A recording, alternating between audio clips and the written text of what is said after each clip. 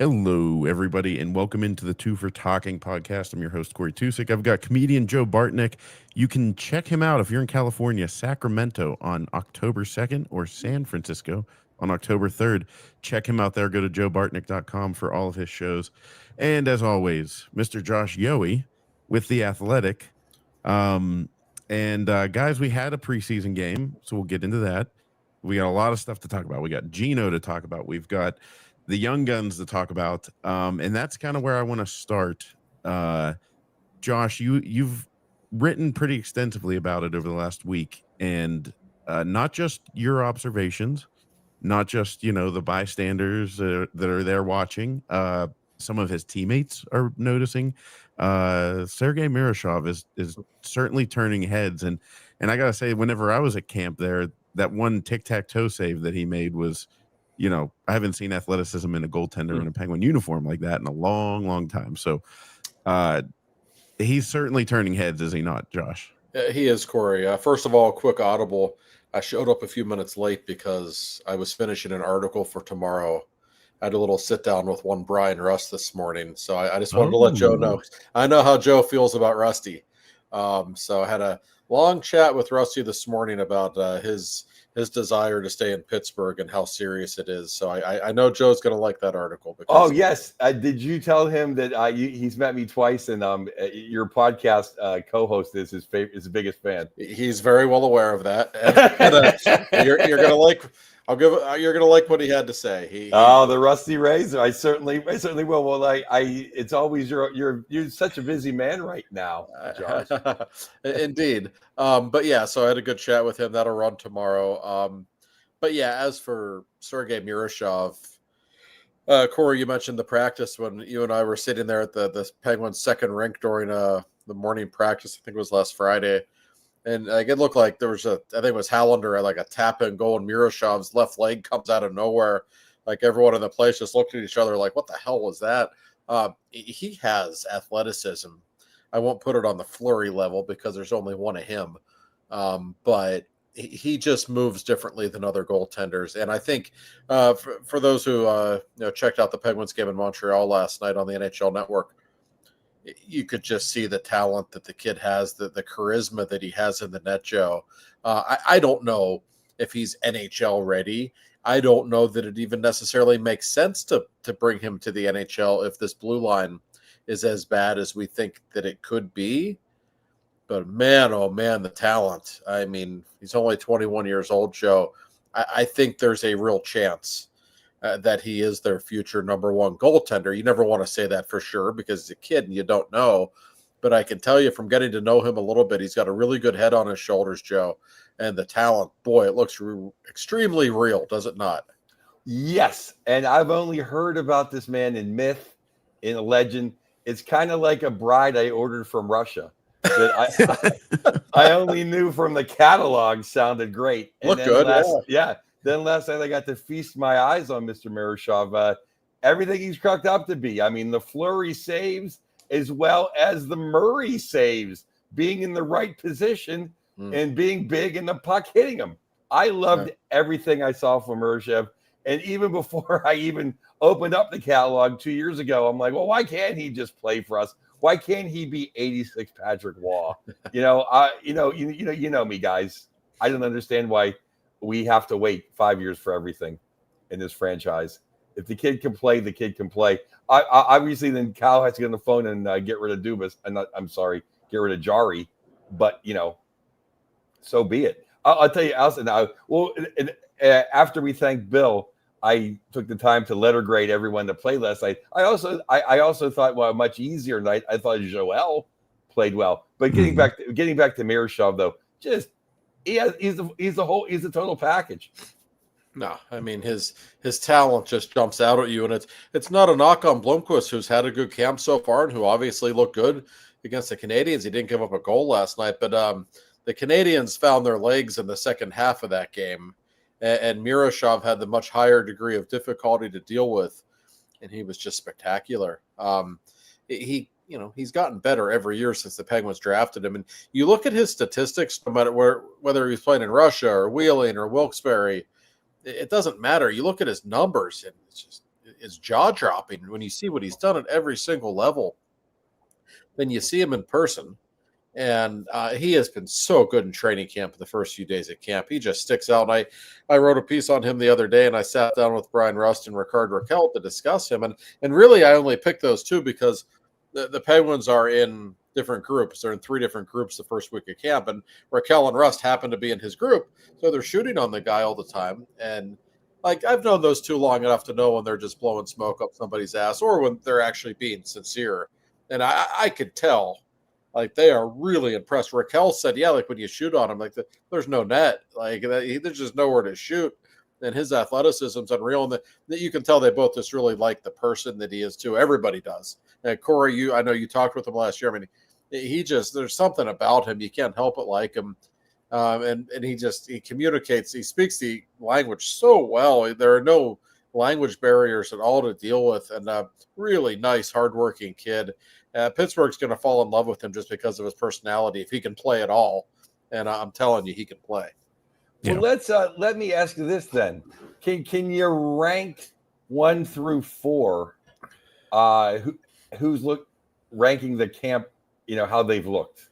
Not where they stand in the organization, just how they've, who's played the best, 1 through 4.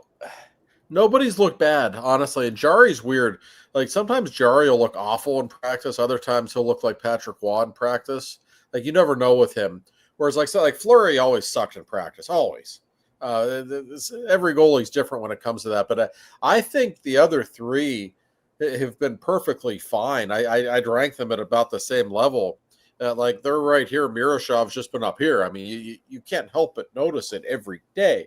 And I brought this up, I think it was in a mailbag a couple of months ago.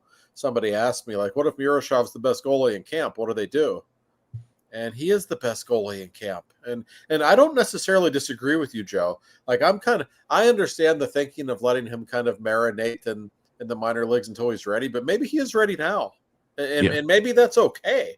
Like, that's like, I'm a big believer. Like, if you have a talented young prospect, like, I don't think you're going to break him if you bring him up before his game is completely polished. Sometimes it's better to learn at that level, even for a goaltender. So I wouldn't have a problem with it at all. I'm not expecting it. I think he'll be in Wilkes-Barre all season, but damn if he's not their best goalie in camp. He absolutely is. Well, and I think that it's good to, like, I mentioned this on our podcast recently, but I think it's good for Sid to see the young guys coming up and, that there's a future here. Like, if Sid's getting upset at all, let him see the future. Well, he's 21 from Russia. He's not 17 from Peters Township. Yeah. Like, he's seen some things. Like, he's an adult. That's true. It's like he's 21. He's not 15.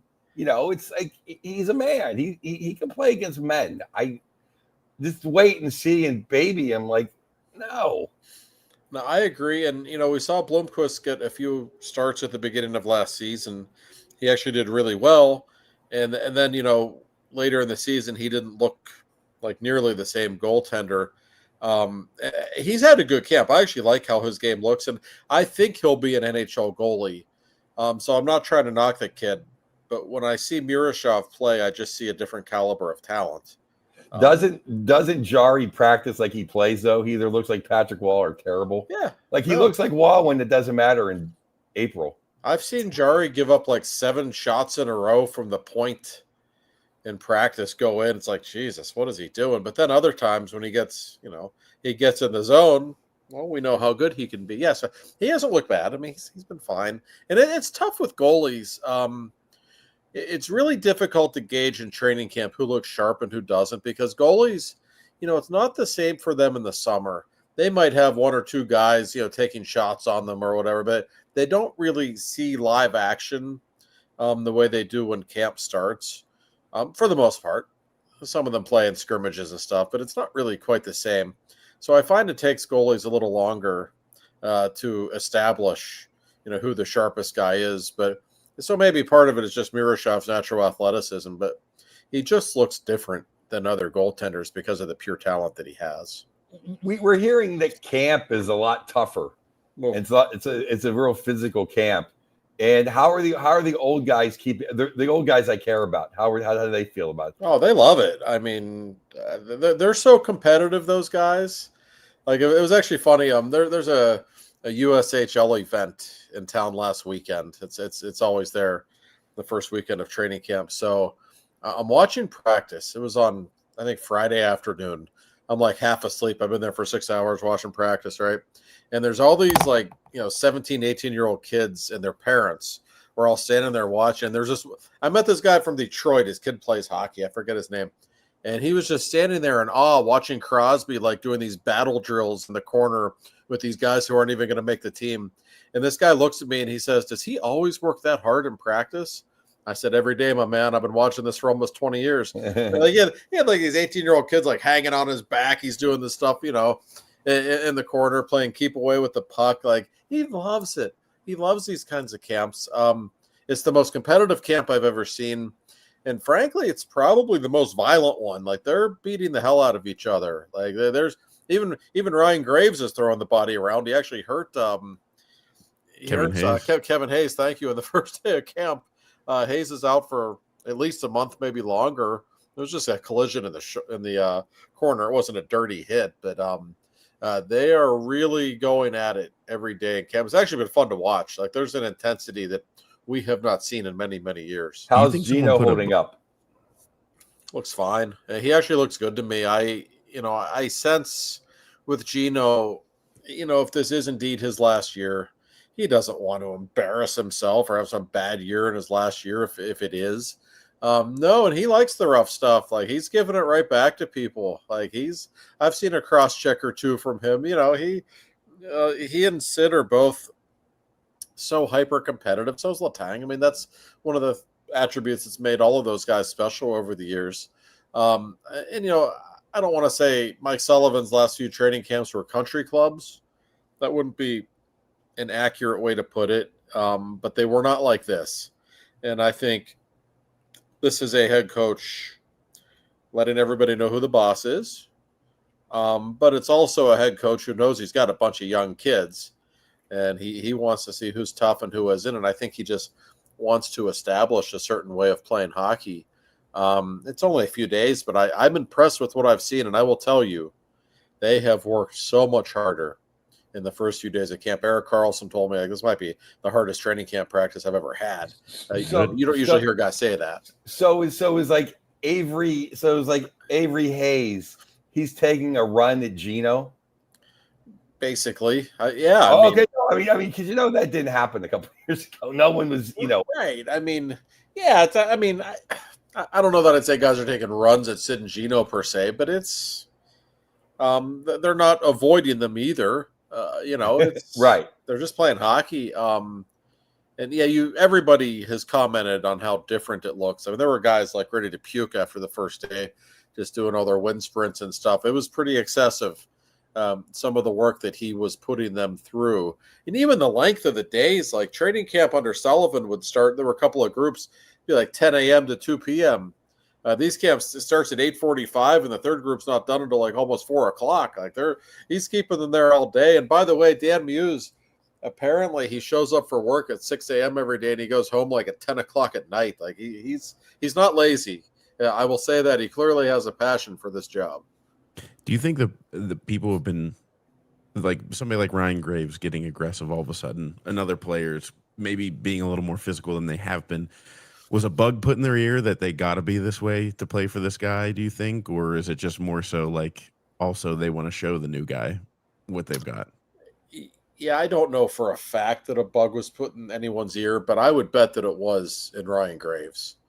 Just watching him on the first day, it was essentially he was told, "Hey, do you want to stay in the league? You're 6'5", 230. Maybe you could try hitting somebody at some point." Because he was just trying to hit everyone that moves the first day. It was so obvious. There was clearly a transparency to it all. And in his case, it makes sense. So, yeah, I don't know that. In fact, I asked Brian Rust about this. He said, we're not necessarily going to be more physical, but he said, I think this is the most competitive camp I've ever been a part of. And he is making it very clear that everything we do is going to be competitive. They do these drills in camp, and they're keeping score of everything, every drill. Dan Muse is yelling out the score of the drill. He wants to instill that in their mind. So it's been interesting to watch. There is definitely a level of intensity that was not there the last few years of the Mike Sullivan regime. One thing is Rusty can't be any more physical. I mean, the guy, he gets hurt enough as it is. Right? Yeah, might want to reel it in a little bit there, Rusty. And and as far as Graves goes, what the great Bill Parcells says: if they don't bite when they're puppies. Yeah. Hey, I mean, Ryan Graves, he doesn't have to be, Rob Blake or anything like that. But I mean, if he goes out there and uses his body, it's going to be a hell of a lot better than it's been the last couple of years. That's for sure. Well, hey, just taking out Kevin Hayes is great. That was one of my first thoughts. Like, so it's Ryan Graves' first effective moment as a Penguin. Yeah, where's Noah Chari at? Can he line him up? He's already hurt, so it's Another young guy that we don't gush about enough because he's been basically, I mean, it feels like he's out of sight, out of mind on the other side of the country, but or the continent. But Harrison Brunick, Josh, in your article, you said you're pretty sure he might be not pretty sure, but he could potentially be the best Penguins defenseman they have. People in my comment section gave me a lot of hell for that comment too, but I mean, who's better? I don't know. I've been watching him in training camp, and it was the same thing as last season. He was only 18 last year, and he just jumped out at you immediately. He does not make bad decisions on the ice. Everything this kid does is so smart, and he's bigger and stronger this year. I mean, he's for a 19-year-old kid. He's like 6'2", 6'3", close to 200 pounds. He just looks bigger on the ice, and he knows how to use his body. He's not like a violent hitter per se, but he just, he understands the concepts of leverage and how to use the body that he has. Joe, I love this kid. The more I watch him play, the more impressed I am. I thought he was maybe the best player on the ice last night. I thought he was outstanding. He was definitely in the top three. I will say that, fellas. He was the best defenseman last year in camp. Oh yeah, he by far. And I said, how is he not on this team? And he was whatever, 17, 18. I get it. There's no way he can't be on this team. I don't care what you have to do, Dubas. There's no way he can't be on this team. Because he's not a goaltender. He's not going to have his ego shattered. Like, he has to be on. Was he to go back and play against 12-year-olds somewhere? It's ridiculous. He has to be on this team. He was incredible. He jumped off the computer last year in scrimmage A versus team A versus team B. So against Montreal, he looked like he owned the Bell Center. Yeah. I mean, can't you just move Dumba to the left side? Like, I know everybody likes to play on their side, but like on our left side's weak. I'd rather just, sure. There's things you can do, and we will see. He might make the team. They might very well give him the 9-game trial, see how he looks. Then they can send him to junior if they want. The whole setup is so stupid. Junior hockey's not going to help him at all. And because he's 19, that's the policy. I'd be okay with him being in Wilkes-Barre for a while. That would be fine. I don't know that he's going to get better playing at juniors. I don't think he is at this point. But Joe, I agree with you. If he's ready, he's ready. And here's the thing. You hired Dan Muse to work with young players. So is he going to have his development aided, playing in junior hockey, or by playing with the guy who was hired to work with young players? To me, it's something you have to think about. It's either if he was in Wilkes-Barre for 6 weeks just to say, okay, let him get used to professional hockey against men. Okay, I get that. Sure. But he's going to go back to juniors. No, either he comes up for 9 games and stays, or you go to the Supreme Court and vote it's unconstitutional that guy has to go back and play against 12-year-olds. It has to be done. Or I will say this, just as I said, Jim Rutherford was derelict of duty when he had no backup goaltender other than the midget. It's a derelict of duty for him. I mean, it's almost Bob Nutting-esque ridiculousness to have him not be on on our 18-man roster or 21-man roster in September. Because Yeah. a blind man could see he's their best defenseman. And the thing about Brunick is, you know, you think, oh, he's 19, he's got to learn the NHL game, and he might make some mental mistakes. That might be the best part of his game. The reads he makes, Joe, every time he jumps into the play, it's at the appropriate time. Like, his instincts are unbelievable to me. And I continue to be astounded that he was still there in the second round when they took him a year and a half ago. I don't know what was going on there. This is a first-round pick if ever there's been one. Josh, he's 19. He looks like a man. Yes. Mm-hmm. When Le Magnifique was 18. Remember how skinny he looked when he beat Ray Bourque? You know, I mean, Mario looks like a kid guy compared to what Brunick looks like. No, he's a big kid, and you know, Brunick's got to play, man. I mean, now you're just torturing us now. Oh, we don't want to be good this year. We want trade rumors for Sid and Gino, and we want our best defenseman to play, you know, in some town not even big enough to have a Tim Hortons in with a bunch of 12-year-olds. Yeah, I mean, I'll keep beating that drum. Like, maybe we suck this year. Maybe we do end up in the lottery and we get Gavin McKenna or a top 5 pick. But it's better to do that than, you know, Sid sitting there looking at like Kevin Hayes and Nola Chari, like we've said, and going like, oh God, like this is what's taking me down. Whereas if he can look around and see like, man, Harrison's really made a huge improvement this year. Like he needs to see, and us fans need to see the pieces coming together. So if we're gonna lose with the young guys that are gonna, you know, get us the winning faster. Because I've had enough of the old guys. If you didn't win a Stanley Cup here before, and you're not Ricard Raquel, I don't care. Like that was my gripe with Nola Chari. Like we can't lose with like we can't do better than that. We can't get someone from Wilkes-Barre to stand in front of a slap shot for a better per diem. Well, and I agree. And Dubas often uses the word urgency when talking about, you know, this rebuild and how quickly he wants the Penguins to be good again. To me, if you want to be urgent, that's great. And one of the ways that you can display urgency is by having these young kids up here now, kind of like Corey suggested. The quicker they're in the NHL, making that adjustment, getting used to playing with Sid and Brian Rust, I think that's how you expedite the process, or at least you begin to. So the more I watch Brunick, he just looks like an NHL-ready player to me. I know he's 19. I know that's really young for a defenseman. You don't necessarily have to be in a rush to bring him up. It's not like you're a cup team this year. I understand that. But you know, this isn't the Pirates. Like, if you're a young player who can play and you're ready to be in the NHL, you should play. And I've had people recently ask me, you know, what would make it a successful season in your eyes? And to me, a successful season is if guys like Koivu and McGroarty, Brunick, not only play in the NHL, but excel in the NHL and give you a little bit of hope for the near future to start to build some kind of a core that can actually do something. And the sooner we see it, the better. I am really starting to come around to your way of thinking, Joe.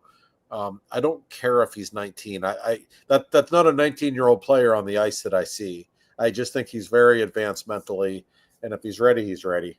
And I'm all about, you know, bringing up all the young guys, but I'm still all about keeping a couple old guys that are key. Now, my hope is Gino finishes out the year with pride and goes to Magnitogorsk. Sid is still here, and of course the Rusty Razor is still here. Because on Puck Off and in my Pro Hockey News article, I'm previewing the Central Division. And you know who's dead last again? The Chicago Blackhawks, because they got nobody. They got rid of everybody, and they still suck.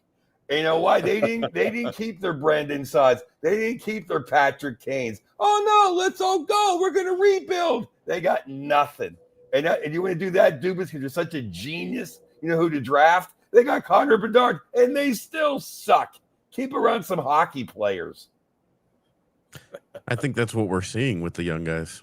Like that to me, I thought about this. I was thinking about this earlier because I mean, I think the same way as you sometimes, Joe, with the thought of like, well, you don't want to rip it down to the studs, but you look at like Chicago. To me, the difference is the players that they're taking. I mean, I can't I don't know their roster inside and out. So off the top of my head, outside of Connor Bedard, I can't name players and be like, oh, well, he's failing. But I know for a fact they don't have any people that are showing up and like Murashov and Brunick, we think can. So it all comes down. It really does come down to Kyle's, job and the scouts and everybody that's out there giving him the information and what he's watching, because that's the only way we're going to get through this. I mean, I remember in the one DVD, Jesus, the video for the 2016 Cup, and Mike Lang said, he was like, it's been great. We were winning, but eventually you got to have some, I don't know what he said, but you got to have some young chicks in the hen house to bring out, and on the farm you got to be able to replenish the stars, and the Penguins I think are doing that. Well, and yeah, I don't think we're that far away from competing. I still don't know if that means we make the playoffs this year. I think it's going faster than we actually realize. No, but I mean, it is not their fault that Taves got long-term COVID or whatever happened to him. But they still shipped Kane out of town. Yeah. I mean, it's like they could have kept a couple guys that know how to win. Oh, I mean, if the Chicago keeps Patrick Kane, they're in a much better situation, clearly, because he obviously has continued to do well. Yeah, so that's why. But I'm really happy that the guys are coming up, because we'll talk about we'll give the grades once we do Bill. But let's do another big topic, though. I mean, it's kind of swirling a little bit about Gino. I read a thing probably erroneous that wasn't reported by Josh or Elliot Friedman, so I can't believe it to be true. That Montreal and the two Florida teams are looking at Gino. Of course, everyone always looks at Gino. And who knows? He said for the first time ever, who knows at camp. I think Josh reported it that you never know what's going to happen here. Look at the Rat. He left and won a cup. Now my co-host on Puck Off, Andy Picaro, he thinks there's a bonanza for Malkin at the deadline. Our great friend who's openly asked on DVE to come on this show, the super genius, thinks there's nothing for Malkin at the deadline. I'm somewhere in between. But Josh, your thoughts on just the possibility of him going and what we would possibly get? Yeah, it was really interesting hearing Gino talk the other day after practice.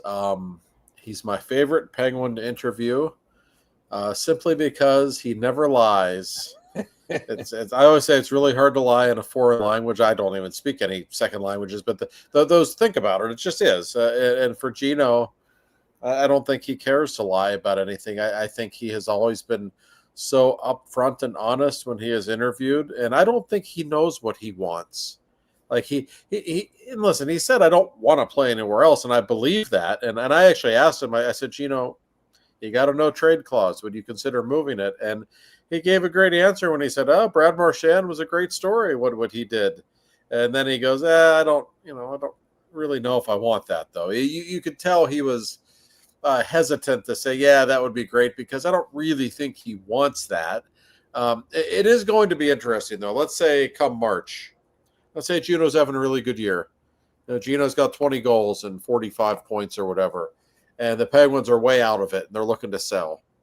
And the Florida Panthers come calling, and they say, we don't need you at center, Gino, but if you want to play left wing, like, we got a spot for you. Would he be open to that? It wouldn't shock me. He's got a house down there. I think that would be the most likely place he'd want to go. I don't know that the Panthers have any interest in him. I know you said somebody reported that.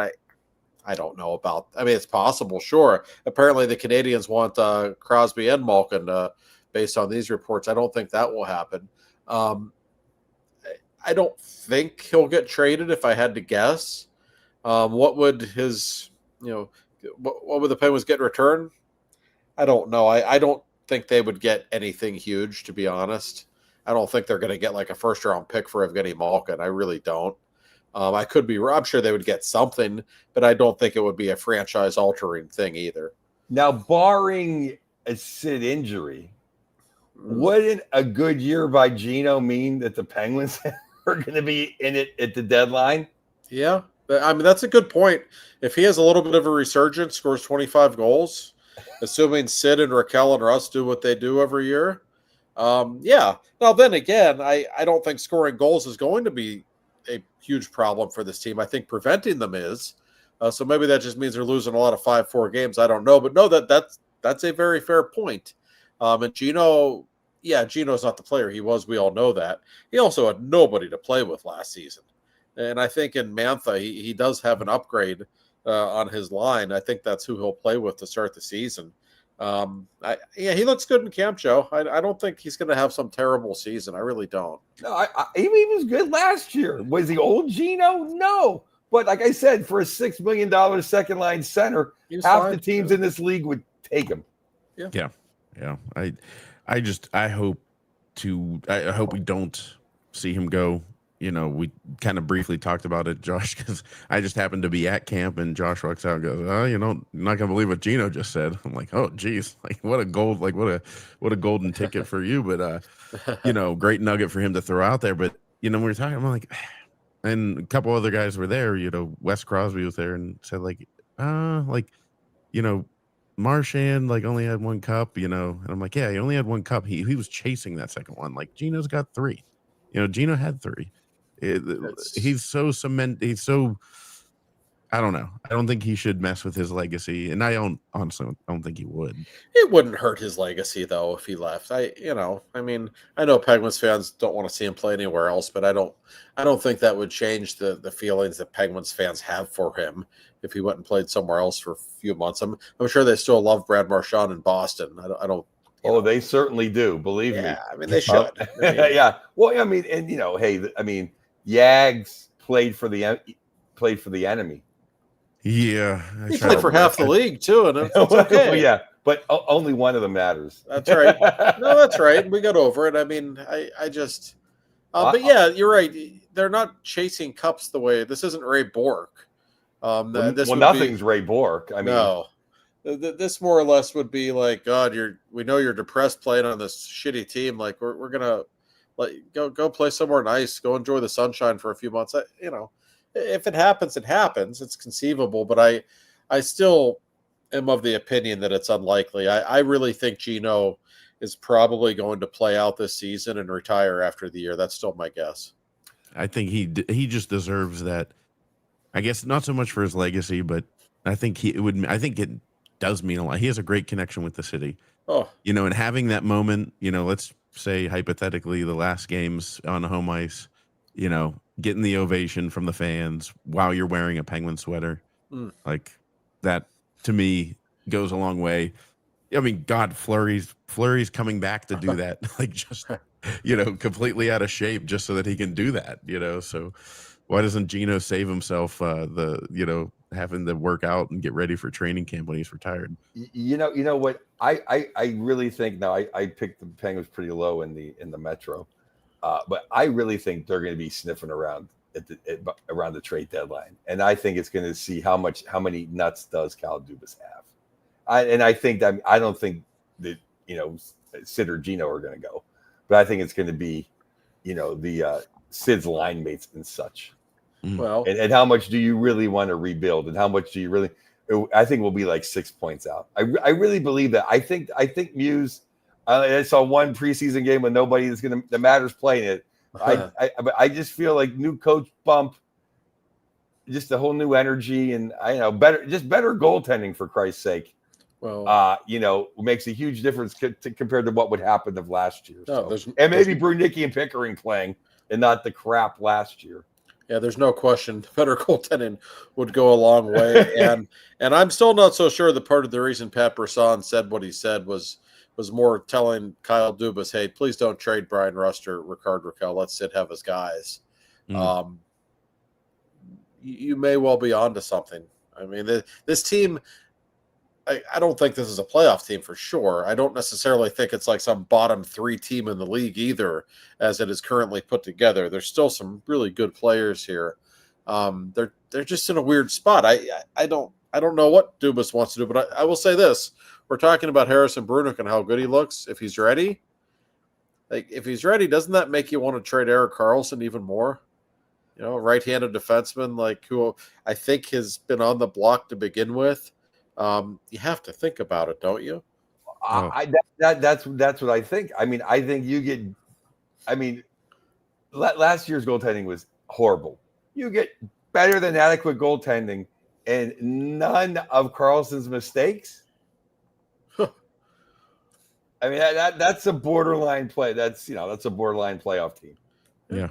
They can still score. Well, we know this. Now, granted, Karlsson helps them offensively in that when it comes to talking about their goal totals, but he and Letang were disasters last year, and so was the goaltending. Those were literally, in my opinion, the three biggest culprits as to why the Penguins had as disappointing of a season as they did. Yeah. I think I don't know. I mean, last year we were like, hey, if we just have an average power play, we'll win. We'll be in the playoffs. And now it's goaltending. So if we can do both, then maybe, just maybe, we'll make the playoffs. I wouldn't bet on it. But. Yeah. We're going to talk a little bit more about, Gino's line mates maybe and stuff like that. But also we want to get Joe's grades on everybody from last night. And then we'll talk Steelers because that was a game. That's pretty much all I can say about it. They won at least. To sum it up, it was a football game. But Josh, our friend Mr. Bill Neofis, I'm curious because I know he was a big Marc-Andre Fleury fan. Did he have anything to say about Sergey Murashov? We didn't talk about that. I think Bill is still just very much troubled by the fact that he's on his way to Ireland this week and missing the Fleury game in Pittsburgh.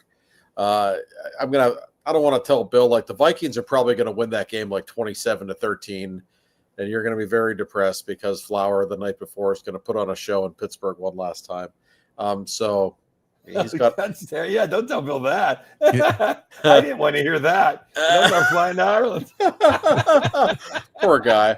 No, Bill's delighted, of course, that Flower is returning, and of course, we're talking about Bill Neofis, our wonderful sponsor. He's the man who leads the all-star team at neofisinsurance.com.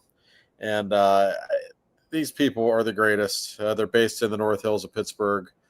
We say it every week. And I like that, the listeners to this program or the viewers in some cases, I like when they listen when we talk about Bill because every week now Bill's telling me like, another listener gave me a call today. Another listener's so this is good. This is good, and they're getting positive results because the Neofis Insurance Group is the best to work with. So I'm going to give you the phone number. Please give Bill and his team a call. Even if Bill's in Ireland this week, somebody else will pick up. Don't worry.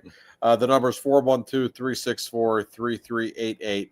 Neofisinsurance.com. It's Neofes. Bill is the greatest. Whatever your insurance needs are.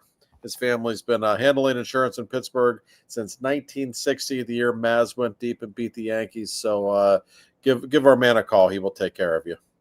Thank you, Bill.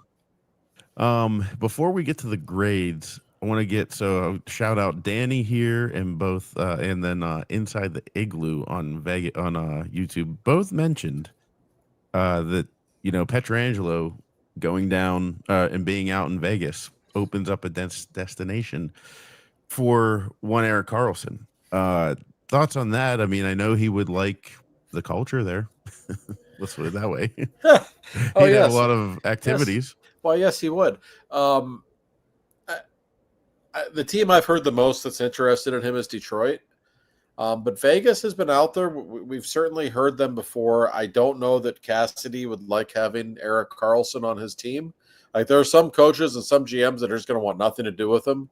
And I wonder if he would fit into the way they play, Joe. I don't really think he would. But you cannot deny how gifted he is.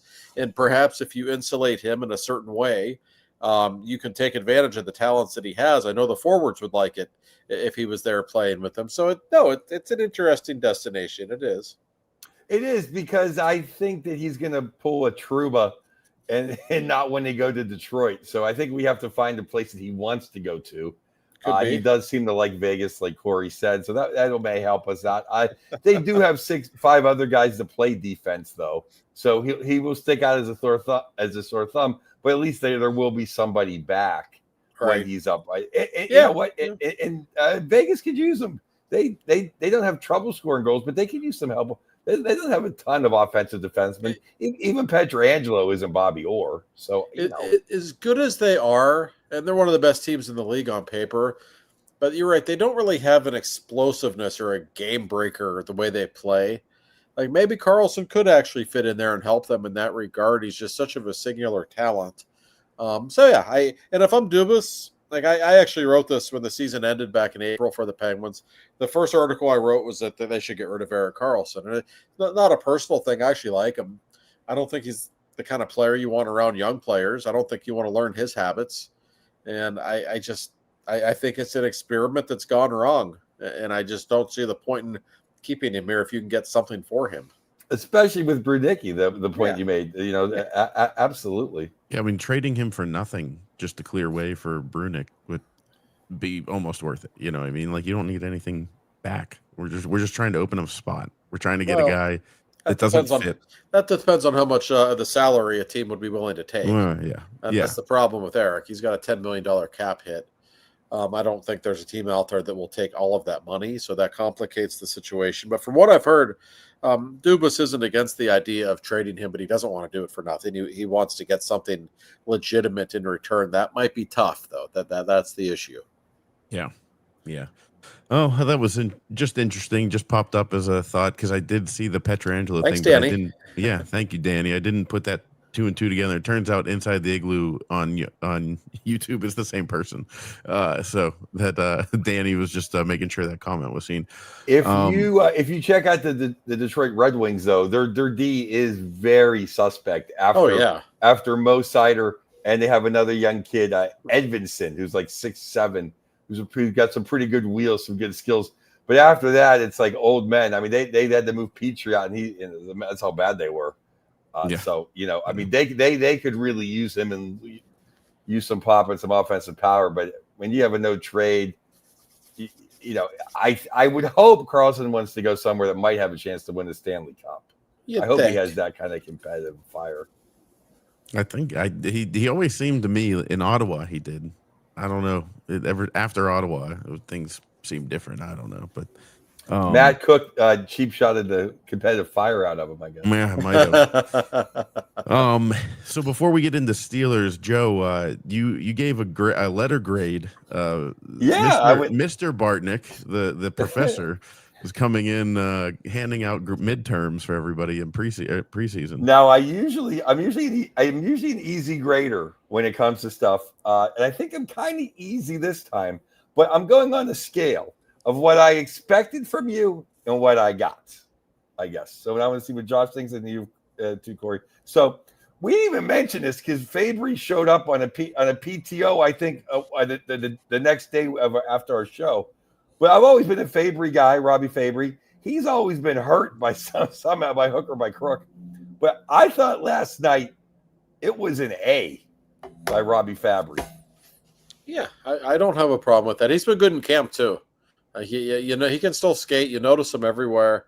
I thought he was good. I like what he brings to the table. He was aggressive. He was everywhere on the puck. I loved his game. I've always liked him. I liked him when he was a Blueser. He went to Detroit. He just gets hurt everywhere. But I don't know. Is he an old guy that we don't need any more old guys? He's not that old, but he's I like him. My man Boko Imama wearing the A last night. Yes. That says something about I him, love that, but grade C-.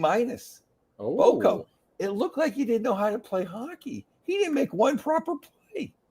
He didn't make one play with the puck that worked.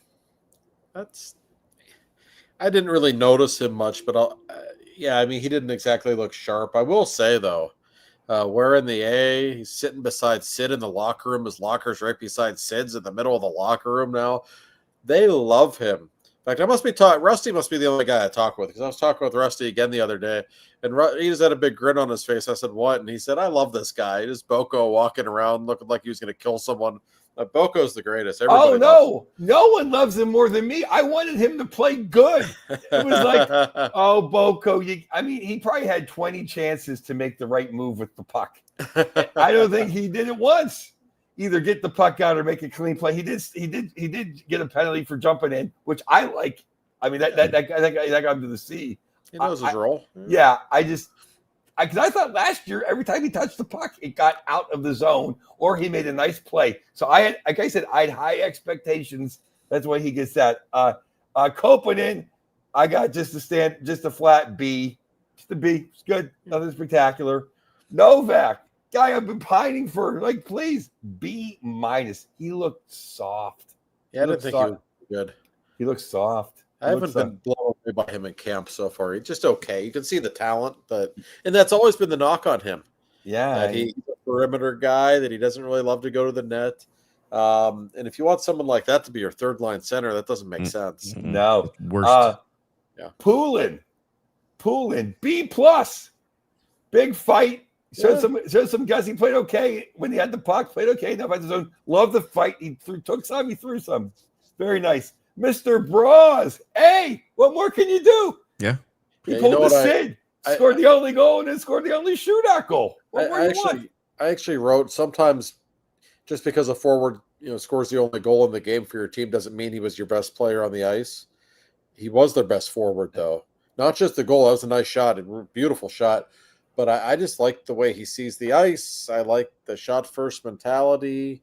Like, he thinks the game at a pretty high level. He's a better player than I realized, Joe. We're going to see him in the NHL sooner rather than later. He's about ready. Yeah, I really liked his game. Besides the goal, I liked his game. No, he can play. Anthony, Tony, Mo, Mantha. See, you look slow, buddy. Yep. You look slow. I wrote the same thing in my game. I mean, it's first preseason game. I wouldn't be alarmed by it, but he looked like he didn't particularly want to be there. He was just going through the motions, I thought. He was never known for speed, and so that is a little alarming to me. Where I'm like, well, like, we're looking for somebody to give juice to Gino. He looked a little sluggish, didn't he? Yeah, you're right, Corey. You never know, but you think he wouldn't. This isn't Thursday night in Winnipeg in January. You think he'd have a little fresher legs today? Come on, Heinen, C-. I didn't think he looked good at all. I think you must want to go to Wilkes-Barre. And I've always been a Danton guy. Like, he's good to have on the 13th guy. He can play. And Puustinen, B. Nice assist. Puustinen, Pinard, B+. Love Pinard's game. No, I agree. Plays with a little bit of an edge too, and I'm pleasantly surprised. They've got a bunch of young guys now who, like, you could just see the crop of talent is so much more impressive than it was 3 or 4 years ago. He was hustling. I read your article, Josh. I disagree with you. I'll give Kindell a B, the number one pick. I don't know. I think when you're number one, you should.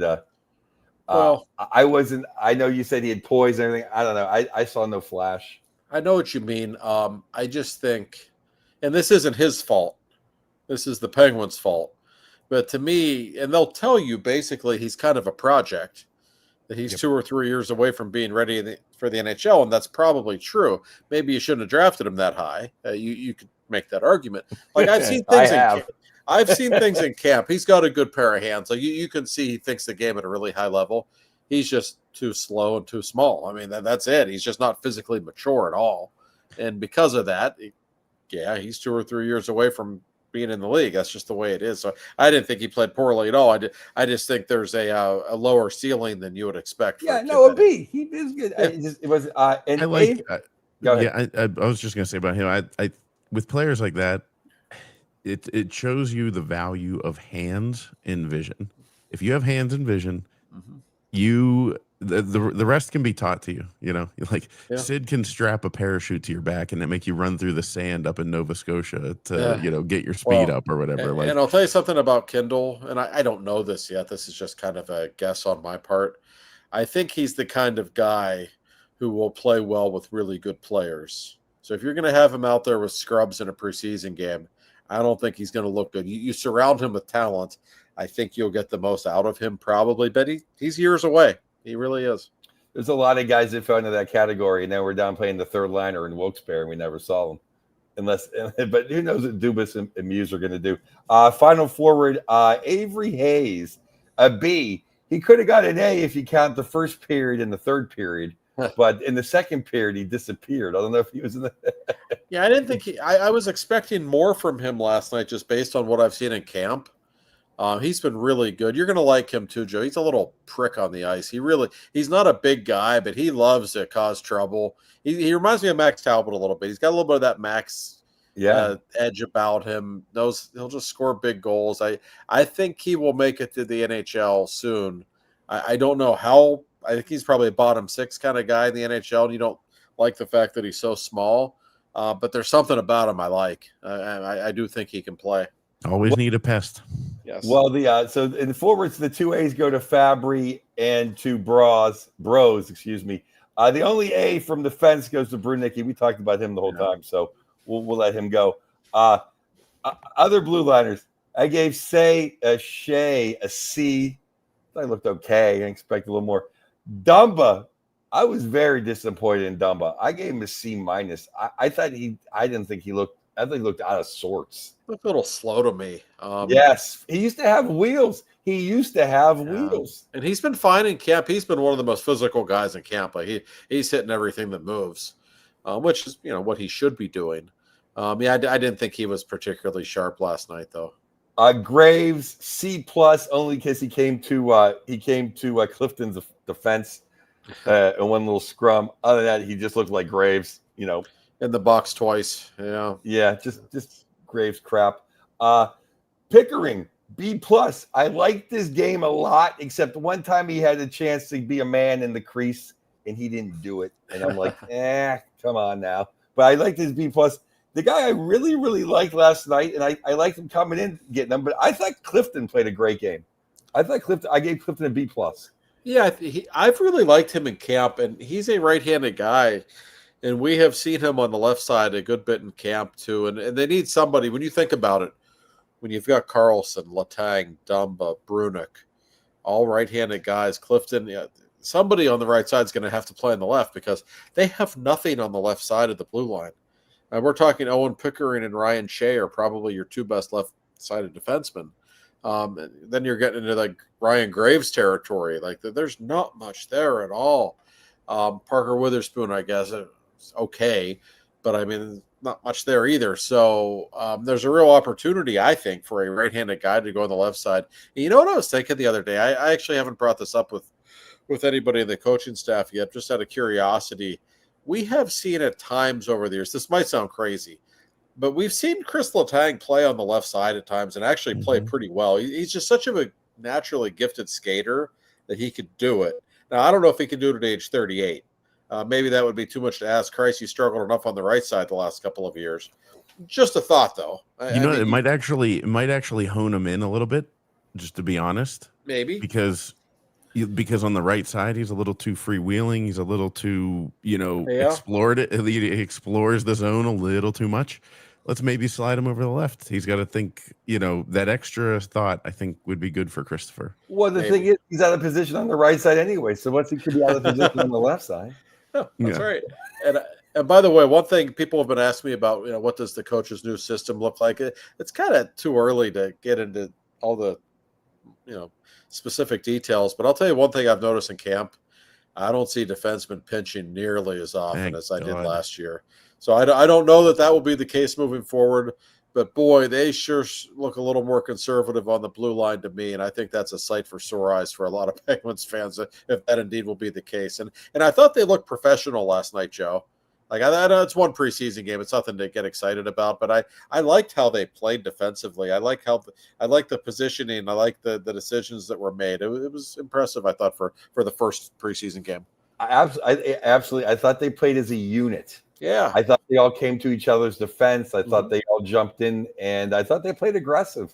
Yeah. I thought they played a good game. I mean, they lose in the shootout, and that gets to the goaltenders. 2 A's. I thought Murashov was outstanding, and Bloomquist. What can you say? When you don't let any goals in, you have to get an A. That's right. No, the goaltending was great. It was. Yeah. Just odd goals going in, like that one popping up over. It's like, it is what it is. They're not even bad. Fluky things happen in Montreal, even in the preseason. It's just yeah. Just not to jump on Mike Sullivan, but looking back on it with how much we pinched last year, and Josh, that's one of the things I did want to ask you is, are we going to pinch as much this year? I know he's a good coach, so I'm not saying he's not a good coach. But that's a major flaw that over the last couple years, everybody could see. Like, why are we activating the defenseman so much? Why are we doing? I mean, I don't know. I love Sully. Thank you for what he did, and he's a good coach. But, people that think he walked on water, it's like, well, and I never had a problem with Karlsson and Letang jumping in because that's what they do best. Their ability to skate. It was like over the years when you would see like Brian Dumoulin jumping into the play, or any other defensive defenseman. That there was too much of that. I don't think there's any question, and it's not that you won't see that. The NHL, listen, nobody's system is that different one team from the other. You need your defenseman to jump in when it's appropriate. That's one of the things I love about Brunick.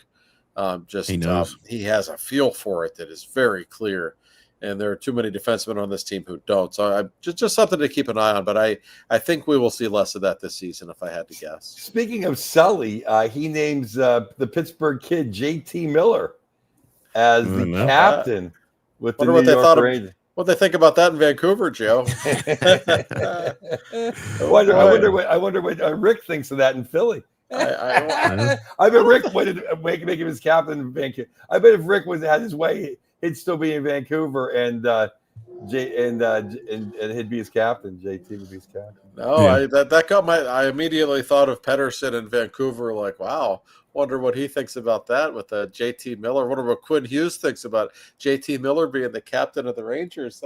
That'll get their attention in the Pacific Northwest. Well, I just hope the Breadman doesn't have soft skin like the boys in Vancouver do. Yeah, because not only is JT the captain, but his best friend is Vince Trocheck. So there will be no messing around in that locker room. We know who the boss is now. It's like an American faction with like Sully and Trocheck and JT. I don't know what to expect with the Rangers. We've talked about I think they could be better with Sullivan. They could be a disaster. I don't know. I think they're one of the most interesting teams in the league, though. Well, this will ruin the suspense of our whatever week we do our picks. I'm picking the Rangers to win the Metro. I think they're due. I think they're due. I know you've been big on them for a while. Yeah. Yeah. I'm mad they got rid of Keandre Miller, but Sully coming in there, they're going to get the bump, and they made their defense better. I'm an Adam Fox guy, and I just think Sully's going to get them to play. And no matter what, they have two goaltenders, which is more than almost every other team can say. No, they sure do. And that's one thing Sullivan hasn't had in a long time is a goaltender. You give him a goaltender, boy, that makes you a better coach, doesn't it? The other news before we get to the Steelers, I was going to keep the tension in the air, is the only, besides Gene Simmons, the other human being, because I didn't really get starstruck. I was just happy when I met Hulk Hogan. Was when I working for the NHL PA, and I met Andrzej Kopitar came up behind me. Andrzej hanging it up after this year, which is leading to the biggest story in Canada, which somehow it's not Sid anymore. It's that would Jesus, much like Gretzky, move to Los Angeles? He certainly doesn't. He hasn't planted roots up in Edmonton. That's for sure. It is interesting. And by the way, Andrzej Kopitar, one of my favorite players in the league, one of the most underappreciated players, maybe of all time. That guy, I have so much respect for him as a player and as a person. Just an all-time great first ballot Hall of Famer. Absolutely, and a dog lover, the best. I got to meet him a couple of times, interview him, and like I say, if he played in Boston, there'd already be a statue built. Yes. He's so much better than Patrice Bergeron. It's sickening. Yeah, every time I see him play, I was like, damn, I always forget about how great he is. Like, it's just, the game will miss him. There's no doubt about that. I still to this day remember the first time I saw him play in Mellon Arena. I was like, oh, this is the guy they're talking about. All right. And if McJesus wants to go to LA, I'm sure the league would be okay with that. That's a little more marketable than Edmonton, at least. And that's it's fascinating to me that so many people, especially in Canada, are obsessed with the idea of Crosby leaving the Penguins. The real story should be Connor McDavid, who's 10 years younger and in his prime and the best player in the world, basically coming out and saying he's not sure what he's going to do in regard to his contract, which has 1 year left in Edmonton. That's the story. Yeah. Yeah, I mean, remember last year we were talking about if Sid doesn't re-sign, like he's going to get asked constantly. Yeah. Oh, And that's all I imagine. keep thinking about. I'm like, oh my Yeah. God, McDavid's really going to walk into this buzzsaw Oh, yeah. where every question is going to be, where are you going next year? Well, let's face it. He's obviously going to go somewhere else, or he would have signed. Starting to look. I mean, it's I mean, right? I mean, maybe. You would have thought the 3-year deal would have come, if he does a 3-year one, you would have thought that would have come before camp. Right. I mean, there are people who think he's just going to sign a short-term deal so that he can still kind of cash out and sign somewhere else in a couple of years if he wants. But, like, what's he waiting for? Well, it's not like Edmonton isn't trying. Of course, they're trying to win a cup. They've done everything they can to spend to the cap and bring in the right mix of players. An interesting situation, growing more interesting by the day. I'm not trying to crap on McDavid. I'm just, like, you're unhappy in Edmonton. I mean, yes, things could be better, but like you went to the Stanley Cup final 2 years in a row. Corey, have you ever been to Edmonton? Oh, well, yeah, no, that part of it, the Edmonton part of it, I understand. I'm talking about the hockey on the hockey side. Right. If he's complaining about the hockey side, it's like, what else do you want? I mean, sure, you could always look back and be like, oh, you could have added this piece, could have had that, could have had a better goaltender, No, I think that's it though. I think it's just Edmonton. He's a young guy that's got millions and millions of dollars, and why not be in Chicago or Detroit or New York or LA or anywhere really? Where's home? Except the a 3 stoplight town in Canada. No, I mean that nobody wants to say that, but I think that's probably part of it. And again, like, it's not like he hasn't been good enough to win a cup. He certainly has had the misfortune of running into what might be one of the great teams of all time in the final 2 years in a row. Let's be honest. I don't think there's another team in the National Hockey League that would have beaten the Oilers the last 2 years. No. It's just bad timing. Yeah. The thing is though, is like, it what makes me think he has to be wanting to move just to move.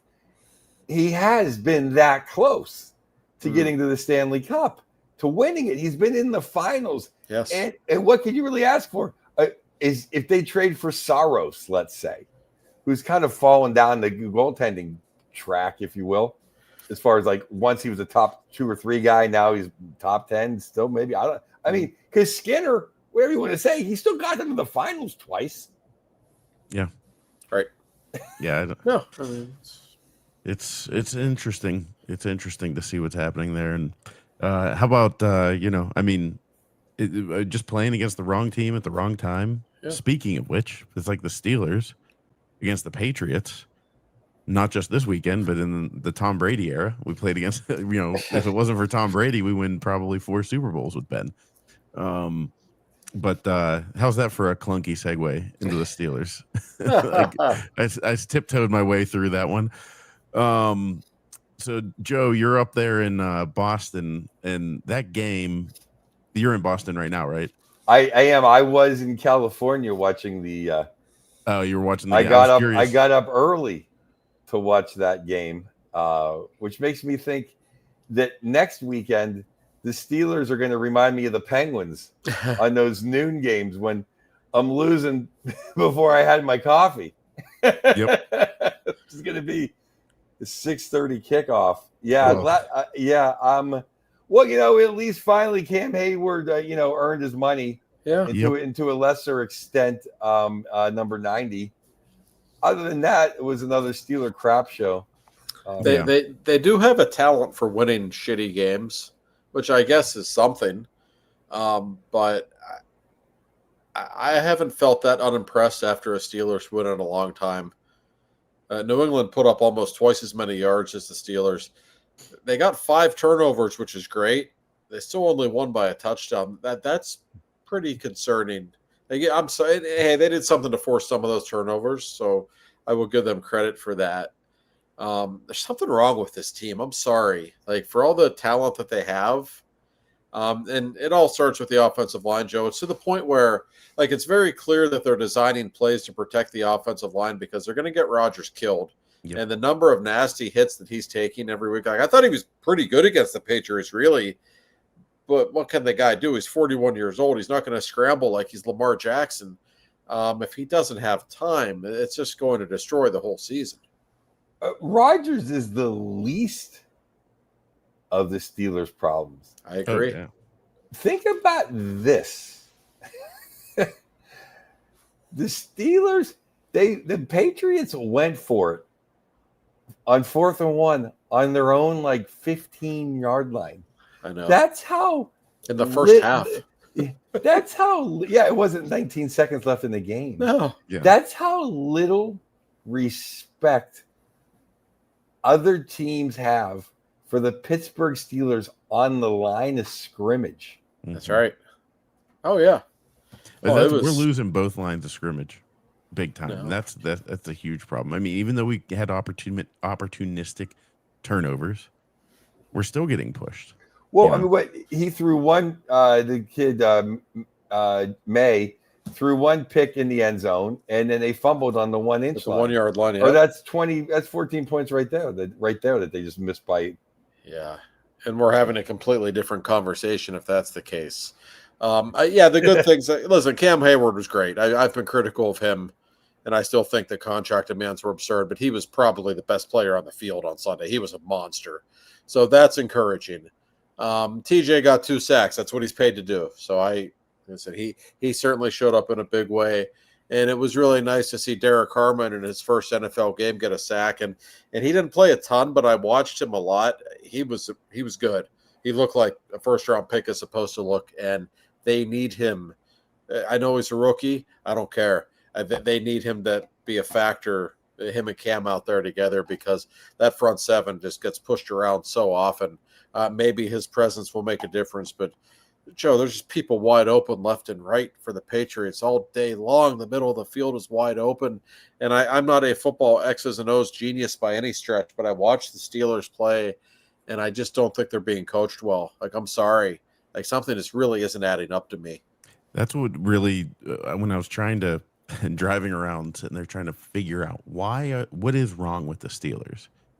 And, before we would talk about it, and what it came down to me was not just coaching, but Mike Tomlin's ability to pick coaches. He did really well when he had it. We always talk, and I think one of you said it recently about, he had not just Bill Cowher's players, he had Bill Cowher's coaches. Mm-hmm. And as soon as that changed, like Arthur Smith, I haven't seen anything groundbreaking where you're like,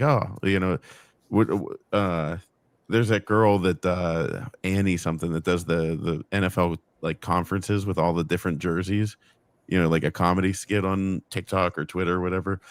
And she said something about Arthur Smith is just Matt Canada with a mustache, and I was like, not bad. He's he's not too much different, it doesn't feel like anything's changed. And I feel like that's a Mike Tomlin thing, I just wish whoever the coordinator is can say, hey, the Steelers have not thrown an effective screen pass since John Henry Johnson in 1945. I wish Art Rooney II would go down and say, if you throw a screen pass, I'm drowning you in the Monongahela. That would be great, but unfortunately, I think Art Rooney II is a big part of the problem. And I just think he is so complacent for whatever reason, and it's going to drive the city nuts. I'm telling you, there's a different standard for the Steelers among Steelers fans. And you just feel like we're watching, even though Rodgers is here, and it's fun to watch him. He's one of the great quarterbacks ever, and he still makes 3 or 4 throws every game. It's like, whoa. He did. He threw that one pass in the middle, Josh, where that's it. I mean, any other Steeler quarterback minus Ben since Terry when they completed that pass. It's an unbelievable throw. I know. Yeah. I know exactly the one you're talking about. So he's not the problem at all. We talk about the coaching staff. It's the same guy that's been coaching the offensive line for years. And nothing's changed. I'm sorry. You've got 2 first-round picks at tackle. You've got a second-round pick at center and a couple of, you have all these high picks. They can't all be busts. I'm sorry. The odds of that are very minimal. They're being coached poorly. It's very clear to me. And I think Terrell Austin, everyone says, "Oh, it's Mike Tomlin's defense." Then Mike Tomlin's the problem, whether it's him or Terrell Austin. I don't really give a shit. It's not a well-coached defense. It's the most expensive defense in the league. You have all this talent, all these great pass rushers, and there's just people running wide open all game every single week. Like that's a problem. And I think this week against Minnesota, I don't care if Carson Wentz is playing quarterback for them. That's a really good defense. It's one of the best defenses in football. You got to deal with Justin Jefferson, a pretty good running game. That's going to be a really hard game for the Steelers to win, in my opinion. It'd have been better if the rookie or the second-year guy from Michigan was playing quarterback. Maybe the moment would be too big for him. Maybe he'd have too many Guinnesses. But he hasn't looked that good. Yeah. No. As much as I love him as a Michigan man, he doesn't look ready. He's like Kenny Pickett. I will say this though about Michigan men. Michigan beat the piss out of Nebraska, but man, that quarterback looked terrible. I don't know how he's the number one quarterback out of high school. He couldn't Bryce hit Underwood. He couldn't hit a screen pass. He was so close to some of these guys that he could have handed it to him, and he couldn't throw it to him. He looked terrible. The Michigan running game, they ran like 400 yards. I mean, the defense looked amazing. But the quarterback play was like, it was like duck level incompetence. He needs to. They need a new quarterback. Put that kid on the bench for a year. Teach him how to be able to run and throw the ball at the same. Nice kid, good interview. Literally, I could have thrown the passes that he couldn't throw. I've never seen a person in a major college team not throw a three. He looked like he was from the Steelers. He couldn't throw a screen pass. The Michigan's a big problem. Not that this is a Michigan podcast, but they don't have receivers. We always find a way to talk about Michigan for a couple of minutes at the end. I've noticed this. No, I was just talking about just bad Pat. I was just the Michigan, because I pro football. I just watch the Steelers because I can't take all the BS and all the crap. There's a lot of shitty games, yeah. College football, but this was the first weekend where the pros were actually more entertaining all day than the kids. Usually from game day till midnight.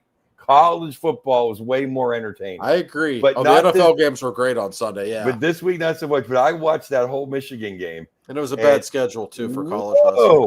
They ran the kid ran good, but they ran like 400 yards. But his passing was terrible. Well, you got a good slate this week. I know Penn State's home to Oregon on the night games, right? Saturday night. That should be fun. But the Steelers better hope that Carson Wentz plays like the kid in Michigan right now. If they expect to beat him, because that Minnesota team's really good. I'm telling you, that is not that defense is nasty. They just terrorized the Bengals last week, albeit with a backup quarterback. Scored 2 defensive touchdowns. Nothing is going to come easy against them. I saw Minnesota open as a 1.5-point favorite. It's up to 3 now, which doesn't surprise me because I heard that number. Like, boy, I don't know if these teams are 1.5 points separated. I'm not sure I see it that way. I hate to throw Mason to the dogs because, like I said, he saved the over and he saved Christmas. I'd almost just say, hey, Aaron, just take a week off. He's got the bye week next week. Get yourself a 3-week vacation. Yeah, go sit in a cave for a week. Come back and go to California, whatever you want to do. There's lots of caves in Ireland. Yeah, you can go find one. Yeah, because I don't want to take a dive because who knows? Rudolph might pull. He might save Columbus Day or whatever holiday's coming up. or we can just put that stooge from Ohio Stadium to get the shit kicked out of him. Yeah, I wouldn't mind that. No, he. I don't know. I mean, they just don't look like a team. I go back and forth because September really is training camp now. Like, it's true. The teams are really figuring out. Like, if you look across the NFL, they're all kind of playing like crap. Like they're all figuring things out. It's not the same thing that it used to be, so they don't hit the ground running. Well, the games in September are awful quite often. Yeah. There's some really bad. I tried watching that Giants-Chiefs Sunday night game. It was painful. Really bad football game. That was bad. Now, last night, the Ravens was great. That was great to watch. I loved watching them go down. But in the Lions, God, they can just put points on the board. And Derrick Henry fumbling machine all of a sudden. I know they've got some issues there. Either the Ravens or Chiefs will be 1-3 after Sunday because they play each other. That's so. Yeah. Here's a funny thing, fellas. The North is always it always lines up for the Steelers. I know. The Brownies always stink. The Browns is the Browns. The Bengals are the Bungles. Burrow's hurt. They're done. So we're gonna slide in as 9-8, and we're gonna be right here next year. The same thing. It just has that same feel, doesn't it? Like it's every year. It's like, they're not very good. They've won a couple of ugly games. Now Burrow's hurt. They got to play a backup quarterback twice, and they'll win 9 or 10. And yet they don't feel the least bit threatening when you watch Buffalo or Baltimore or some of the Chargers. They look like they're playing a different sport. Yeah, well, I always laugh. My one buddy's from Cleveland, South Carolina. I always go on to just celebrate September Fool's Day. I go, that's always when the Browns win a game and they think they're going to the playoffs. Oh yeah. Every year it happens for the Browns. The fans are going a little nuts right now. But I don't know if you guys pay attention as much as I do. But there's really a groundswell now of national media that sees through the facade that is Mike Tomlin. Yep. Yes. I think it's getting to the point that it's ridiculous. I put this on Twitter last week and I stand by it. When is the last time that you thought the Steelers looked like a well-coached football team? It's been a long time. And I know it's a cliche to bring it up, but just watch their defense. Watch every single snap, how many times they're talking to each other and have no clue what is going on. Like, I'm sorry. Maybe not all the players are rocket scientists. I don't know, but that's clearly a poorly coached team when you see that year in and year out. These are guys who are not prepared. The way I look at coaches is how does the other teams, your rivals, view the coach? Like if you want them to stay there. Does that make sense? Like John Harbaugh, he's changed a little bit lately, but for the longest time when they'd complain about John Harbaugh in Baltimore, I'm like, yeah, fire him. Like get him out of there, Like he's a good coach. He's a good coach. And when I look at it from Baltimore's perspective on the Steelers, if I'm a Baltimore fan, I'm like, keep Mike Tomlin. We like you there. We like you. Yeah. That 9-8, like we're like their homecoming team in the playoffs. They just beat the snot out of us in the first round. I don't know that Tomlin until otherwise stated, he's got to go. Like it's and I don't see it changing. Oh, that's how I felt. And yet I will play devil's advocate for a second. What if they beat Minnesota? Then they're 3-1, and their next 2 games are home to Cleveland, and then against a backup quarterback in Cincy. They could be 5-1 before you know it. That's how the schedule works out. One of those games, they're going to lose one of those games. They always do.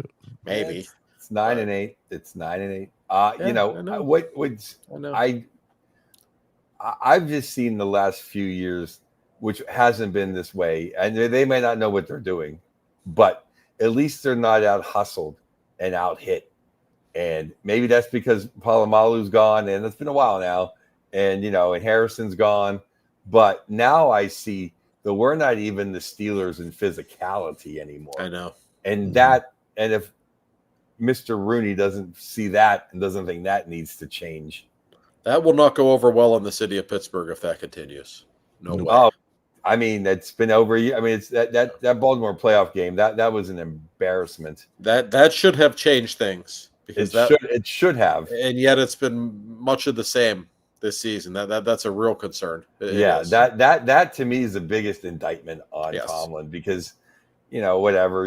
I don't think the guy in Detroit's the best. I don't think he's I want to say Bill Walsh, but but his teams play football and they run over it and they knock you on your ass. And that's what football comes down to. I don't care if the Steelers lose 28-21 and Burrow throws for 400 yards.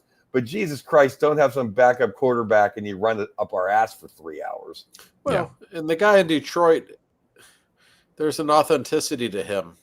Yep. That I think makes you want to run through a wall for him. You can just see it. You can feel it watching them. How many of the Steelers really think Mike Tomlin's full of shit at this point? Oh God. How could they not? Yeah. Right? Well, come on. about did you see? I think I retweeted or maybe I Instagrammed it. Mr. Cower.